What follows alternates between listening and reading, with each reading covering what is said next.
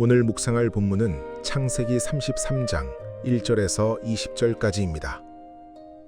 인간은 본디 관계적 존재이다. 그러기에 관계를 단절하고 홀로 살아가는 것만큼 불행한 삶은 없다.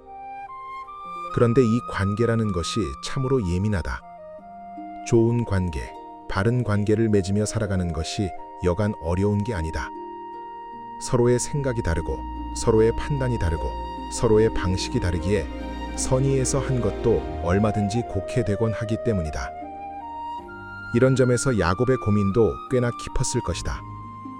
야복 강가에서 하나님의 크고 놀라운 은혜를 체험한 그였다. 그래서 많이 성숙되고 달라진 것은 사실이다. 일행의 맨 뒤에 남아서 혼자만이라도 살아남기 위해 머리를 굴리던 그가 이제는 가족들의 맨 앞에 서서 에서를 맞이하고 있으니 확실히 변한 건 맞다. 하지만 여전한 염려와 두려움이 그에게 있었다.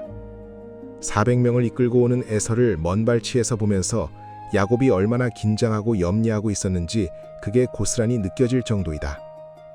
그런데 막상 둘이 만났을 때 에서가 야곱을 덥석 끌어안고 운다. 너무나 극적인 화해의 장면이 펼쳐진 것이다. 예상 밖의 결과에 야곱이 그만 감동하고 말았다. 그래서 형님의 얼굴을 뵙는 것이 하나님의 얼굴을 뵙는 듯합니다 라고 말한다. 하나님은 나뿐 아니라 내 가족, 내 이웃의 마음도 만지시는 분이다. 형과의 해후에서 야곱도 이걸 확인할 수 있었다. 에서의 심경과 태도가 바뀐 것은 인간적으로 설명하기 어렵다. 하나님의 개입이 없이는 결코 일어날 수 없는 기적과 같은 것이었으니 말이다. 야곱이 만난 것은 형이었지만 실제로는 하나님이 준비해 놓으신 결과를 맞이한 것이라 할 수 있다. 그렇다. 용서와 화해의 이러한 장면은 단순한 인간의 감정 변화로 가능한 게 아니다. 하나님이 개입하여 사람들의 마음을 만져주실 때에 비로소 이러한 기적들이 나타난다. 그러기에 누구든 깨어진 관계를 개선하고 싶은 마음이 들 때 용기를 내어 손을 내밀어야 한다.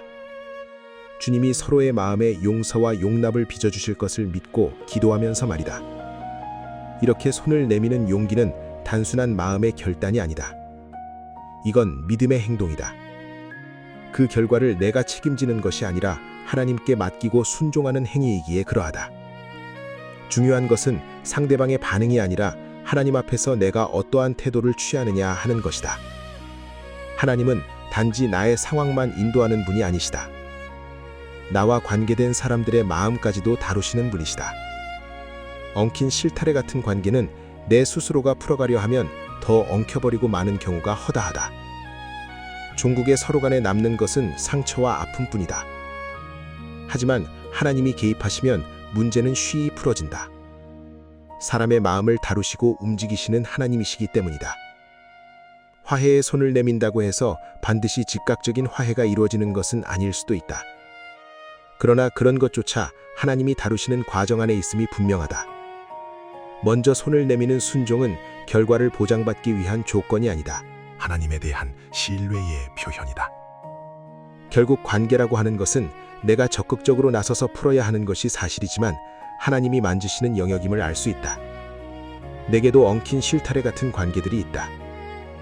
내 힘으로 내 지혜로는 도무지 풀어갈 수 없는 난제임이 분명하다. 야곱이 에서를 만날 때처럼 주님이 개입하셔서 풀어주시지 않으면 안 된다. 그러기에 나는 오늘도 이 문제를 들고 하나님 앞으로 나아가지 않을 수가 없다. 야곱처럼 형님의 얼굴을 뵙는 것이 하나님의 얼굴을 뵙는 듯합니다 라는 신앙의 고백을 나도 할 수 있기를 진심으로 바람하지 않는다.